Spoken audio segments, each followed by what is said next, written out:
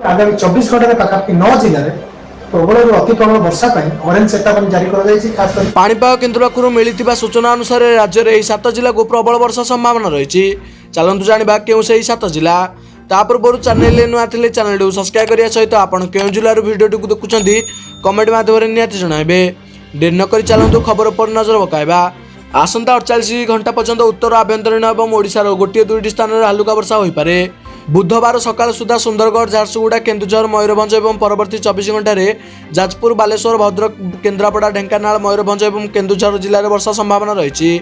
आसंता 4 ରୁ 5 दिन मध्य सर्वनिम्न तापमात्रा से कौन परिवर्तन हेब ना। पाग मुख्यतः शुखिला रही आंचलिक पाणीपाग केन्द्र पक्षर आकलन कराई। गत 24 घंटा मध्य चांदवाली अनुगुल में घन कुड़ी होबार दृश्यमान दूरता 50 ରୁ 200 मीटर मध्य रही।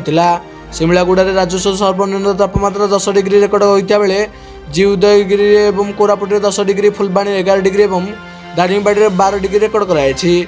पुरी में सर्वनिम्न तापमात्रा 20 डिग्री टपिता नहीं पाणीपाग केन्द्र पक्षर कहुई। तेज एभली पाणीपागर सठिक खबर देखा चाहूले चैनल को सब्सक्राइब करेंगे, दबाई रखुद। Bureau report S1 Odisha.